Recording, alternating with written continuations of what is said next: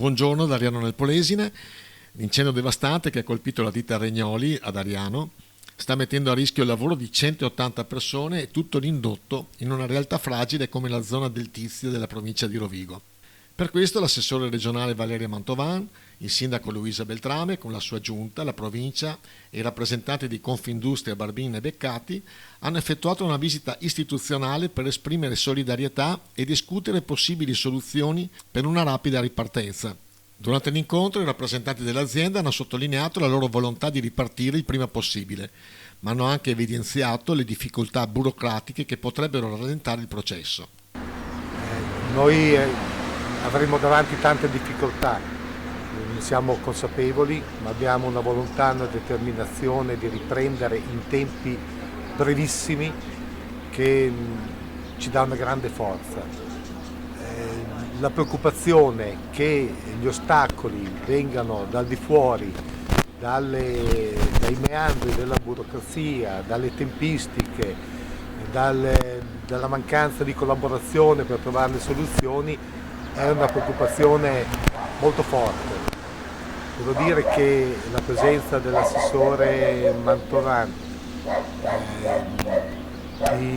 della sindaca e anche, cito, anche dell'assessore Corazzari e del senatore Amidei, che si sono interessati da subito della nostra situazione, ai quali ho espresso questa preoccupazione, che spero arrivi anche al Presidente Zaia, mi dà molta fiducia che nel rispetto totale delle leggi e delle regole che abbiamo sempre rispettato e che non abbiamo nessuna intenzione di utilizzare questo sinistro per avere dei permessi di non rispettare le leggi, ma nel rispetto noi contiamo che ci sia collaborazione, soprattutto nei tempi, che sono quelli che ci preoccupano, perché noi dobbiamo rimanere sul mercato, perché abbiamo costruito un grande mercato, dei rapporti estremamente saldi e di fiducia con le catene di distribuzione italiane ed europee,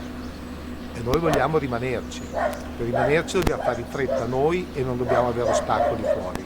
Lo scenario è sicuramente devastante, nel senso che veramente è impressionante l'entità delle conseguenze dell'incendio, e ringrazio anche i vigili del fuoco che sono intervenuti per domarlo, però sono altrettanto sorpresa positivamente dalla dignità e che hanno intenzione di ripartire quanto prima con tanta determinazione e tanto senso di responsabilità nei confronti dei propri dipendenti. Quindi la mia presenza, insieme anche a quelle delle associazioni di categoria di oggi e anche della provincia, perché qui abbiamo anche il consigliere provinciale, è quella di Fabio Benetti, eccolo qua. Ci siamo presentati là, ma non sapevo il suo ruolo.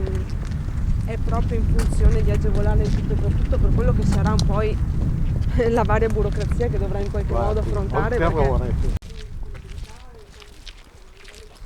rapporto molto buono con Martin, stiamo sentendo siccome sono clienti buoni, non soltanto rinforzati, buoni il fondamento di andare dentro.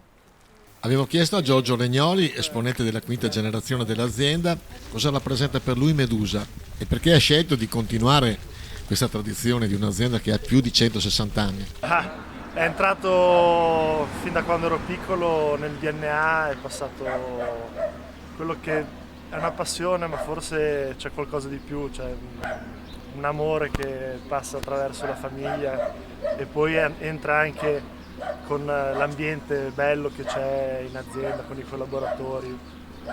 È qualcosa di più forse di una passione e questo non lo vogliamo perdere, non lo voglio perdere.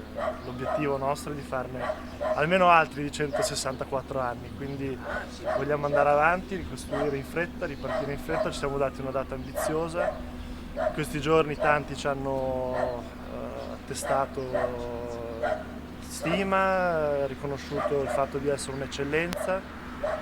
Vogliamo esserlo anche nella ripartenza, stiamo lavorando con tutta l'umiltà del caso per far sì che anche in questo caso saremo un'eccellenza nella ripartenza. E poi vorrei far notare una cosa, che la Medusa non è stata bruciata. È vero. Si è bruciato tutto, ma non la Medusa. Grande, è vero.